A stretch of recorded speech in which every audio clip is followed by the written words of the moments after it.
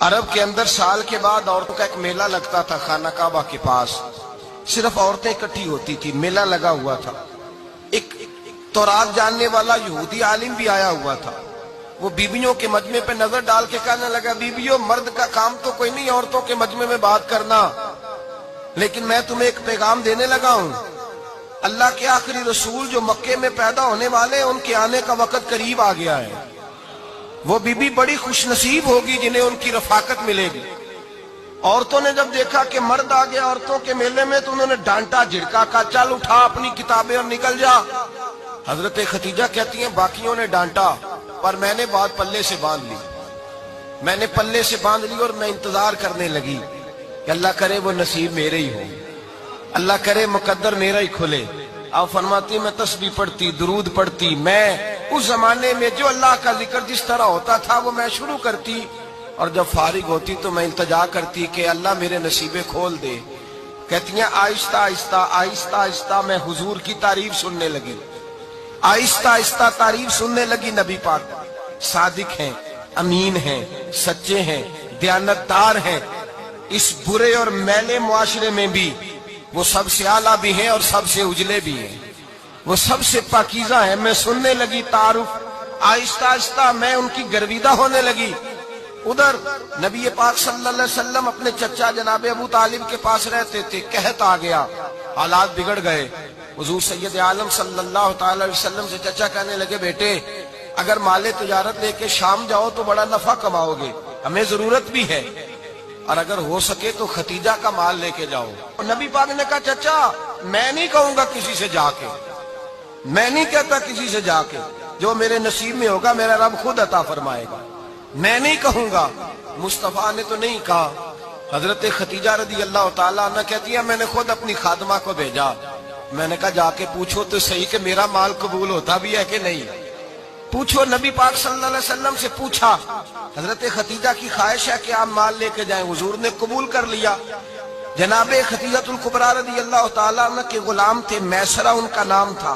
جناب خدیجہ نے ان کو ساتھ بھیجا، فرمایا تین باتیں ارشاد فرمائی۔ ایک تو فرمایا سارا رستہ غور سے دیکھنا میرے نبی کے ساتھ کیا معاملات درپیش ہوتے ہیں، ابھی اعلان نبوت نہیں کیا، فرمایا ذرا غور کرنا، میرے مصطفیٰ کا مطالعہ کرنا اور مجھے واپس آ کے سبق سنانا، وہ جو تم نے چہرہ بددعا کی تلاوت کی ہو ذرا مجھے واپس آ کے سنانا۔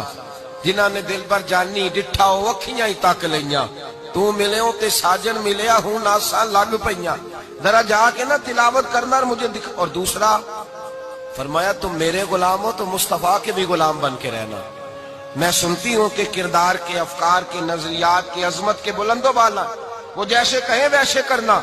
اور تیسری حضرت خدیجہ نے نصیحت فرمائی، فرمایا محمد ابن عبداللہ صلی اللہ علیہ وسلم کی رائے سے اختلاف نہ کرنا، یہ چلتے ہوئے معاہدہ کیا، جو وہ کہہ دے سو کر جانا۔ غلام کہتے ہیں میں ساتھ گیا، باتیں میں نے سن لی، لیکن جب سفر شروع ہوا نا ابھی چند منزلیں طے ہوئی تھی، میں نے کہا خدیجہ آپ نے کیا نصیحت کرنی تھی، ان کے ساتھ جو رہے گا وہ ان کا غلام ہی بن جائے گا، ان کے ساتھ جو رہے گا تو اجے میرا محبوب نہیں ڈٹھا جن ویکھ کے چن شرماوے، جے رکھے ہاتھ پھلاں وچ ہاتھ نال پھلا رل جاوے، یہ ادھی راتی چن چڑھ جاندے جدوں جلوہ فرماوے۔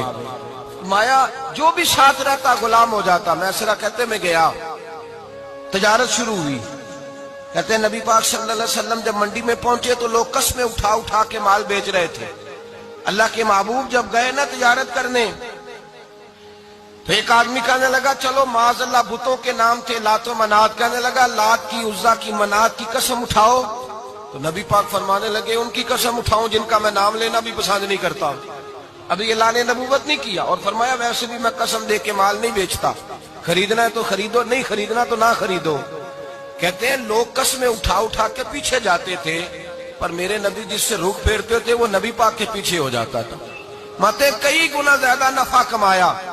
ہم رستے میں تھے، حضور ایک درخت کے نیچے آرام کرنے لگے، ایک عیسائی راہب غار میں بیٹھا تھا، نکل کے آ گیا، مجھ سے کہنے لگا مجھے وہ جانتا تھا، میں سرا یہ کس کو ساتھ لائے، یہ کون ہے؟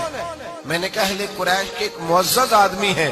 کہنے لگے یار جس درخت کے نیچے یہ لیٹے ہوئے ہیں یہاں عام آدمی نہیں لیٹ سکتا، یہاں وہی لیٹے گا جو اللہ کا سچا رسول ہوگا۔